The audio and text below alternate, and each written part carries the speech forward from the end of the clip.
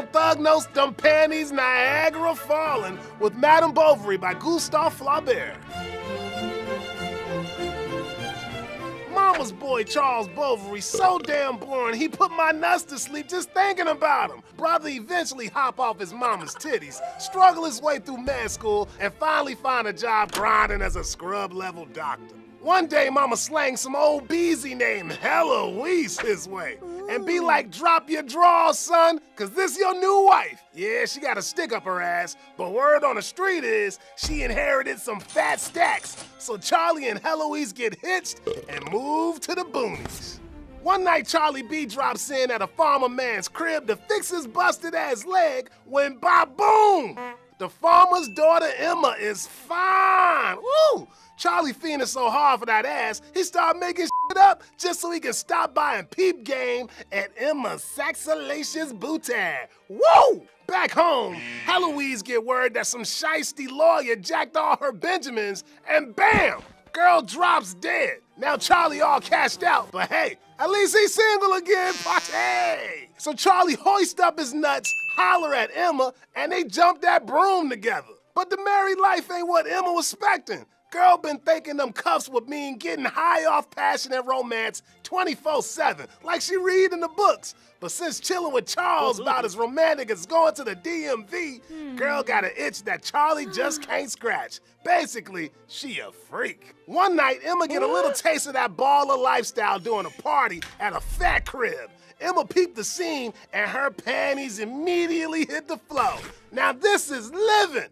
After that, girl rolling around mad depressed now that she know how other people shining while she's slumming it up with Charlie's weak ass. Charles decided he gotta get his woman to a different spot, so he packed their shit up and swang over to another hood.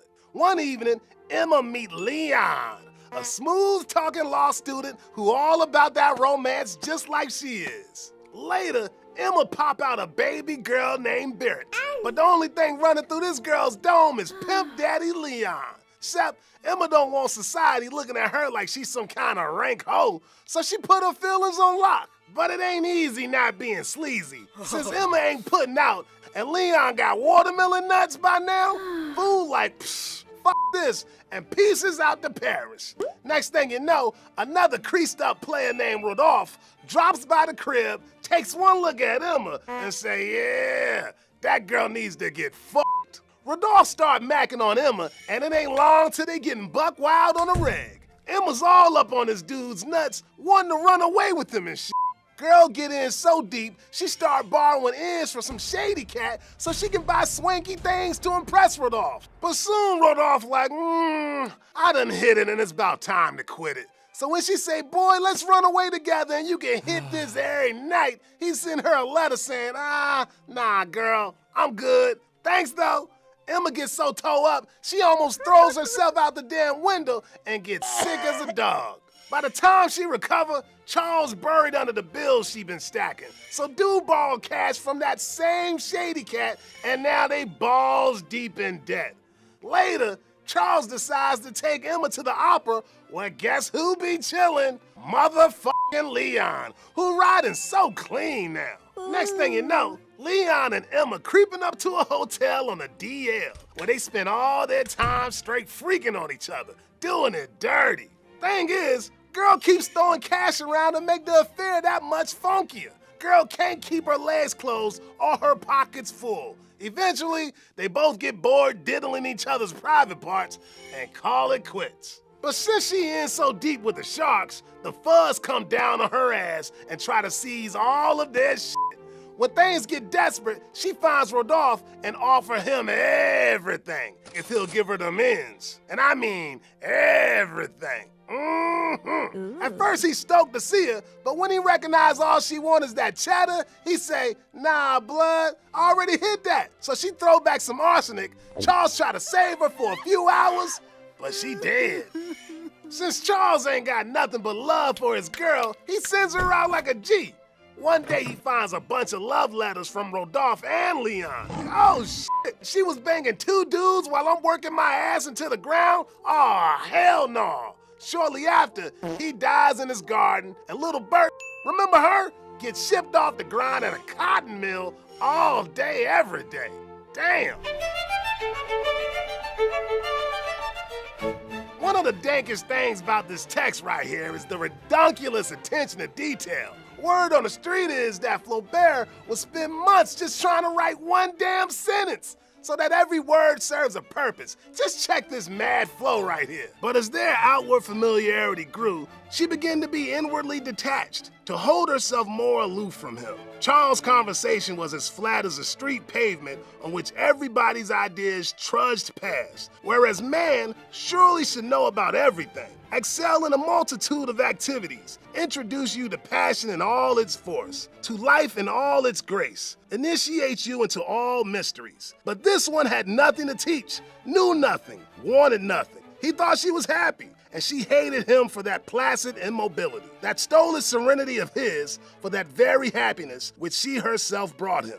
But by the end, neither one of them got any kind of happiness, that's for sure. I mean, how did things get so f***ed? Who gonna ride the beef for this mess? Should we blame Emma for letting her wild side get in the way of being a good wife and a mama? Or should we blame Charles for not putting in work up in the bedroom? What about Leon and Rodolphe? Or maybe it ain't the players we should be hating on, maybe it's the game. And if Flaubert's jam, the game is reality. See, Madame Bovary got mad cred in the academic streets for repping some shit called literary realism. Basically, this book is full of 100% real talk. Gustave ain't pushing fancy words on a reader to make life sound prettier than it is, so no matter how high these characters getting off their passions, Flaubert described their lives like it ain't no thing. For example, when Charlie B book it for miles just so he can peep game at Emma's ghetto booty, the text read like this. He went into the kitchen and at first failed to notice Emma. The shutters were closed. Flies were crawling over the dirty glasses on the table, buzzing as they drowned themselves in the dregs of the cider. Emma sat between the window and the hearth sewing.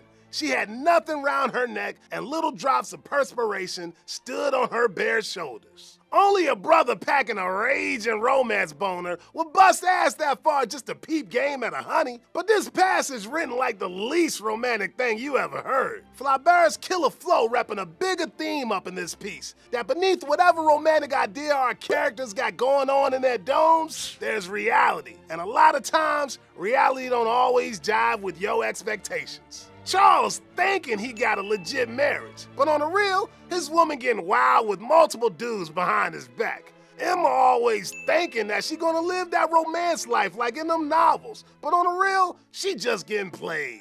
But it ain't all depressing, baby. Our boy Flaubert got jokes too. Bruh slanging irony all up in his bitch to flex his dark sense of humor.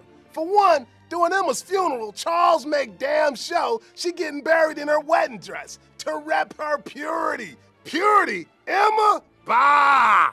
Or up at the agricultural fair, Rodolphe spitting game at Emma while another dude is announcing the winner of a manure contest. Basically, Rodolphe full of shit, but Emma blinded by it since she's such a damn freak. Nice one, Gustave. I see you, man. That's a good one. And maybe that's the point. Do our dreams got us by the balls so bad that we blind to the way they trip us up? Do they mess with our heads so much that we can't even see the decent life we got in front of us?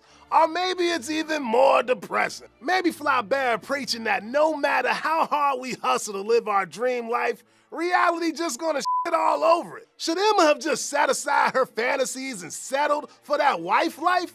Or is chasing the life you want worth it, no matter the consequences? Hey, thanks for kicking it with your boy, man. Peace. Yo, thanks for kicking it with me today. Looking for your next great book? Why not dive into another literary classic by heading to audible.com/thugnotes and downloading Pride and Prejudice by Jane Austen, narrated by Rosamund Pike from Gone Girl. Or check out the Thug Notes book.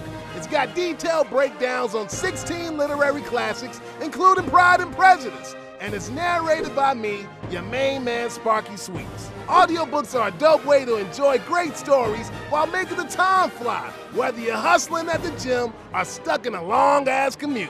Audible makes it easy to enjoy their huge collection of audiobooks, original audio shows, comedy, and more, no matter where you are. Just go to audible.com/thugnotes to start a free 30-day trial.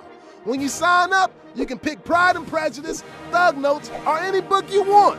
Download it for free, and it's yours to keep forever, man. For more about Audible and to start your 30-day free trial with a free audiobook, go to audible.com/thugnotes to sign up. Huge thanks to Audible for sponsoring this video. And we've got more great Thug Notes on the way. So click here to check out our channel page